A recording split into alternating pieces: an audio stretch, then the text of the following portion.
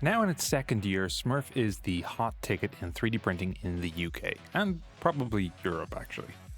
Set up to support the Sanjay Mortimer Foundation in helping neurodiverse people find their place in STEM, and to honour the memory of E3D co-founder Sanjay Mortimer, SMRRF is hosting dozens of creators showcasing their work in 3D printing, and to say I was excited was an understatement. The first person I spoke to was Taylor, aka Canuck creator, aka Nero3D. So hi, I'm Taylor, the Canuck creator. If you know me online, it's Nero is my online name, but the channel is Canuck creator and my real name is Taylor. And I live stream on YouTube, mostly doing printer stuff, but other stuff occasionally, tech stuff, project stuff, hobby stuff, cosplay stuff, whatever I'm interested in, whatever I'm working on in the garage, I tend to live stream it. So that is me. It's a RepRap Fest. Who doesn't love coming to a RepRap Fest? This is my second time out here, which is actually cool because I've attended every SMRRF, because there's only been two. But I'm out here to, one, as part of the Voron team, because that's kind of how I got into 3D printing. I got my very first 3D printer was a Monoprice Select Mini. I outgrew that within like a week, and then I started looking. Oh yeah. So I started looking online for ways to mod it to make it bigger, and then I ended up finding Voron, got involved with that, and the Voron team attends quite a few RepRap festivals. So usually I come out kind of as part of the team, kind of as my own thing. So how did you actually get involved with Voron? So back in the day, and this was 2018-ish, Voron was way smaller than it was compared to now. So back then, it was essentially how I found Voron was my Monoprice Select Mini was so small, I wanted to build my own printer, and at the time, there was no really large community open source designs. There was a few different ones out there. So I was trolling through Thingiverse, trying to find stuff, Fuse boxes, Hypercube Evos, all that stuff from back in the day. And what ended up leading me to Voron was if you go on Reddit, RepRap, the RepRap subreddit, and you search by all, top posts by all, one of the top ones still to this day is a post by Russian Cat Food Max, the founder of Voron, of the original Voron, just the Voron at the time. And the thing that sold me on that printer was, compared to a lot of the other open source printers that were floating around at the time, it actually looked clean. It wasn't just a tangle of wires sitting at the bottom and some jankily printed, 3D printed parts. It actually looked like a solid, clean machine. And doing a bunch of research ended up leading me to the Slack group, because at the time it was Slack before Discord. So I ended up building my first Voron, a Voron V1.5.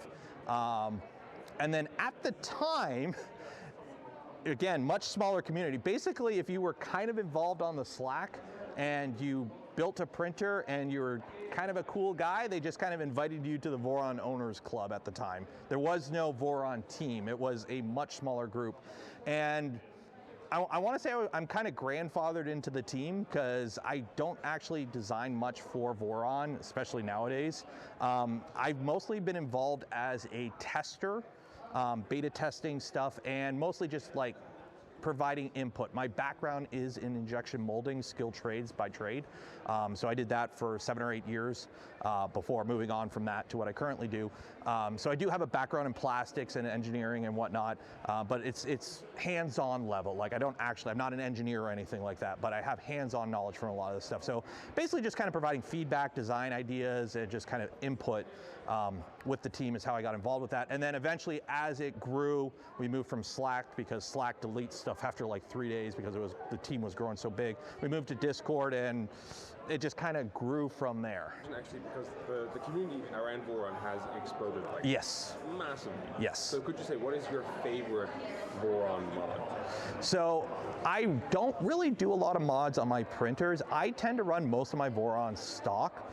One of the things that I'm actually really happy to see, though, a lot of the new toolhead designs that people are coming out with, the Dragon Burners, the XOL toolheads, all those, because the stock Voron, while the stock toolheads are good, I don't have an issue with them, they are kind of optimized to do a specific thing, which is fit within the bounds of a Core XY Voron and print ABS really good. So the problem is the cooling's not the greatest. The cooling's enough, but if you're building a machine that's going to do high-speed benchies or print PLA, there might be better options. So I'm thinking a lot of the new tool head designs are really cool. The tool changer stuff is amazing. The stealth changers, the tap changers, and there's some other stuff here that I've seen for the first time today that people are working on. So it's really cool to see what people are taking with the base Voron and then adding to that to make it more capable in other fields. So if you consider the base Voron like kind of like a master of all but specialized at nothing, it's cool to see how people are taking that design now and specializing it into to do certain things exceptionally well. What I loved about everything at Smurf was that everyone had their own little flair. No two projects are the same, or even similar, and some stuff was very, very different. One of those was a hot glue printer by John Schone of Proper Printing. I spoke to him about it. So, please tell me about this thing. It just finished. Like the second you record, it finished. Ah, no! It's a printer based off of a grill plate that's heating up the bed. And right now I have mounted a hot glue gun to it, and it prints with hot glue sticks. And right now I'm printing these Christmas ornaments because I think that these snowflakes is this material is a great color for these snowflakes. If a rod runs out, then there is a trigger in here that will sense it, and it will trigger an action where it drops another rod in there. So we can start a print later on, and then I can show you how it will drop a new one in. Right now, this system is put under a constant pressure, and it pushes these rods. And once a rod is dropped down, then it indexes the next one, and it can continue printing. And the big issue I'm running into right now is the exact opposite as what I've ran into at open source, where we had problems with bed adhesion. I have too much bed adhesion now, and I don't have any IPA, so I have a sharp blade here. And I try to remove this print from it. It's really stuck on there. 2 days later, there we go. Crazy projects are one thing, but let's not forget the other reason why Smurf exists. I spoke to Teula, who is the CEO of the Sanjay Mortimer Foundation, and heard what she has to say. Hello, I'm Teula, and welcome to the Sanjay Mortimer RepRap Festival. Can you tell us a little bit more about the Sanjay Mortimer Foundation? Yes, I can. So the Sanjay Mortimer Foundation is established to support neurodiverse young people in STEM. It was set up in memory of Sanjay Mortimer, who was a trailblazer in the industry and revolutionized 3D printing. And today we're remembering his legacy by supporting people like him to empower them to build their confidence, to get them where they want to be in their STEM field. How does the RepRap Festival come into this? Oh, it's a huge part of it. It's our biggest annual fundraiser. And everybody here really shares our mission about being creative, sharing the love of creation and innovation, and really making sure that the innovators of the future don't slip through the net and get to where they should be doing the jobs that they should do. So yeah, so we're filled with supporters here, and we're raising money to make sure that the foundation continues doing the good work it's doing. So the support is completely bespoke, so what we provide will be different for everybody, and we tailor it to their needs. We support them in 3 main ways: resources, funding for further education, and mentorships and work experience. So resources might be something like a 3D printer or a software or a laptop thing. Training courses might be anything to further their education in the area they're really interested in. And then work experience and mentorships to try and get them into an industry where they can see the real world of what they're interested in and go on to grow and into careers. That's not a good that's a challenge.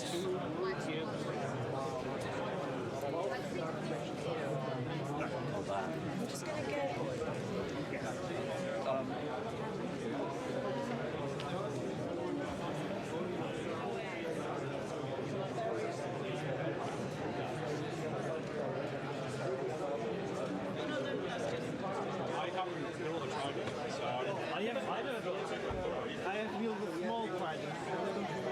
What's going on? We tried it. You use 2 M5 or 1 and then T-Net. You can first.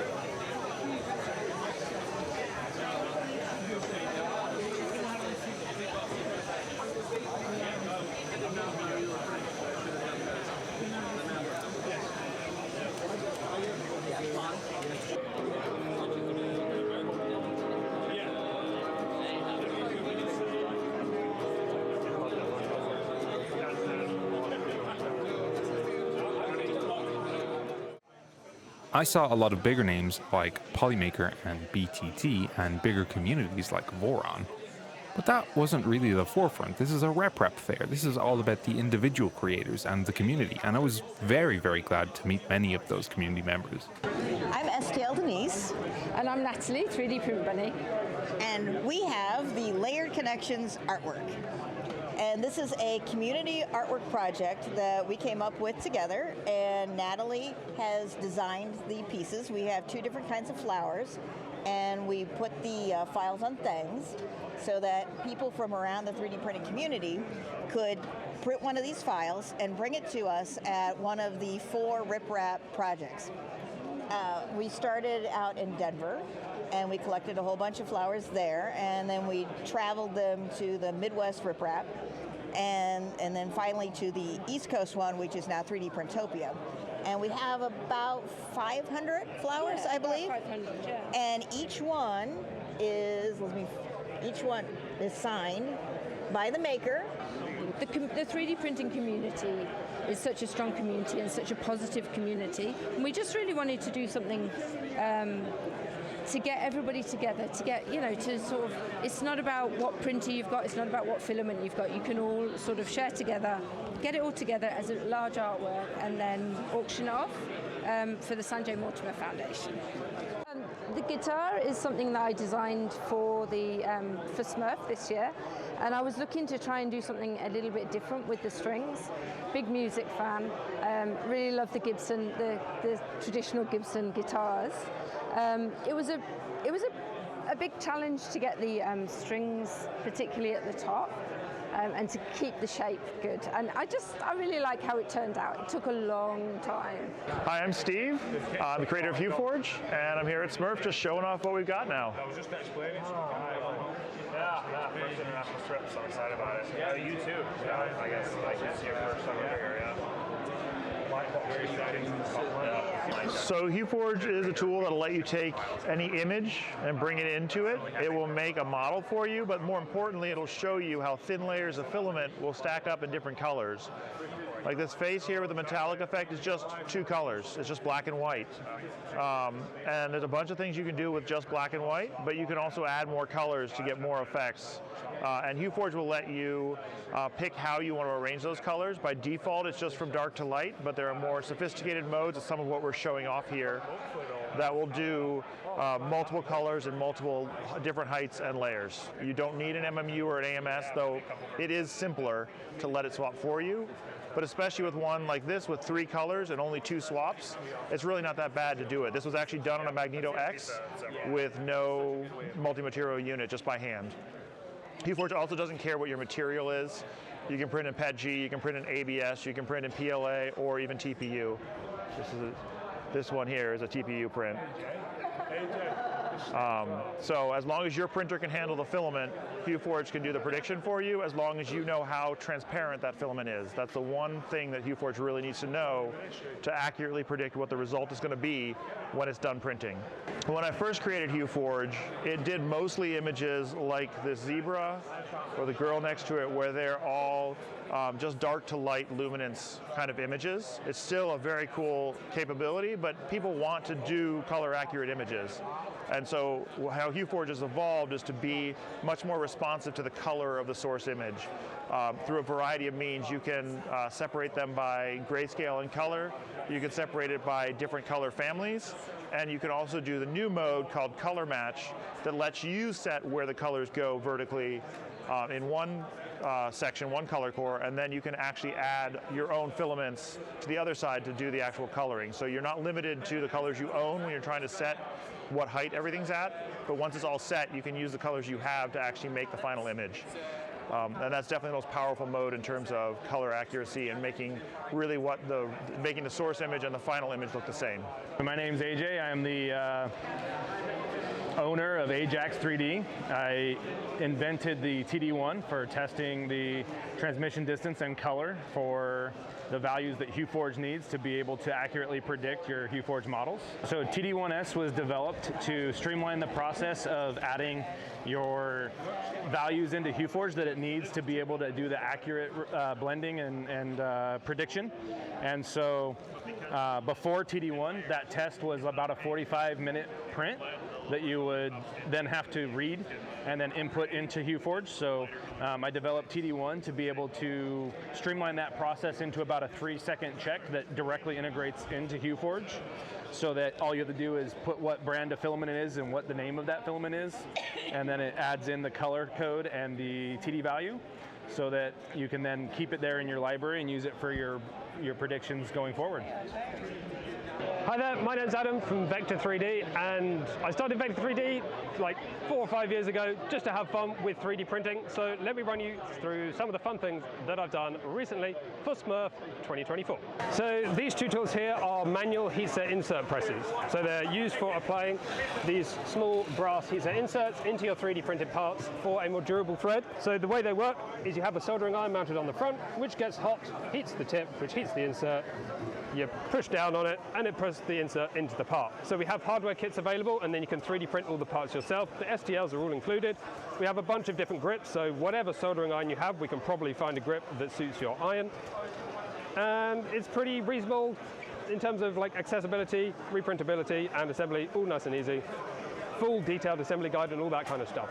The next thing we have is the VLMP Pro, which is, in terms of like its overall function, will do basically the same thing. It's a heatset insert press with a counterweight, and it operates in basically the same way. The main difference is this kit includes absolutely everything. There's no questions, there's no customizations, and that's kind of done that way for small businesses and batch production. They don't really mind that much what it looks like. They just want reliability and consistency over a long period of time, which is why we've done these kind of higher quality components, the linear rails, the metal parts, custom weights, and all this kind of stuff. So for the show this year, we wanted to have something special for the auction, and where better to start than Sanjay's Huxley. This is kind of the birth of 3D printing with E3D and Sanjay. It inspired Dave and Sanjay's kind of journey with 3D printing and hot-end exploration. And as I said, this is the printer that really started E3D. So what I wanted to do for the show and for the auction and for the charity is to produce something of a similar look and similar kind of objective, but with a much more modern style. So this right here is the Vector 3D Huxley. As you can see, the general shape is about the same. We use very similar motors in their kind of size, but everything else is kind of basically designed from nothing, from the ground up, to look and feel like a Huxley, but be kind of new and performant. So again, we're running Clipper firmware, modern B2Tech electronics, E3D hot end, and a fancy little selection of Voron stuff just to kind of make it all work. SMRRF wasn't just tools, there were definitely some cool light-hearted things. Really awesome, no doubt about that, but fun. It was also really nice to see some fun models, so thank you so much to Alan for showcasing his creations. I'm Alan, MandicReally Mandic, full-time content creator, making videos about making stuff with 3D printing as a side, secondary, but primary focus at the same time. So I just try and make fun, cool, and engaging projects to get people interested in 3D printing or making things, DIY, doing things for themselves. So I'm displaying a handful of projects here, but these designs are some of my newer stuff. I call this the Fabled Creatures series. It's monsters from myth and legend that you can 3D print for yourself on your 3D printer. So I've got Mothman, an American staple of our legends. We've got Gregor the Gargoyle, Death, of course, with a scythe that broke off, Cthulhu, the Dark Lord of stories, and a werewolf design. But we work in a mixture of Blender and Nomad Sculpt. Nomad Sculpt's been the one that I've really been leaning on lately because it's affordable and very easy to work with on the iPad. My models are distributed through Thangs and Patreon. Thangs.com/MandicReally or Patreon.com/MandicReally. Of course, there were new printers too, like this Printablock printer, which is exactly what it sounds. It's a printer made out of Printablocks, and it prints. And there's a bigger one. I went to SMRRF expecting to see and enjoy printing innovations, and yeah, I got that. But I came away with something else. SMRRF wasn't just a showcase event, it was a community event, a social event. And I got to meet so many amazing, talented, funny people who I share a wonderful passion with, and who I've followed, watched, and talked to online for years. So to SMRRF, to the Foundation, to everyone I met there, thank you. And I can't wait until next year, and I'm going to leave you guys with something Taylor said that stuck with me, and I think really captures what SMRRF was about. Whenever you're part of a community, it's always cool when the community gets together. So Honestly, for me, RepRap Fests are mostly a social event first and business second. It's always good just to hang out with the people you're talking with online and just show off all the cool stuff you're working on, essentially.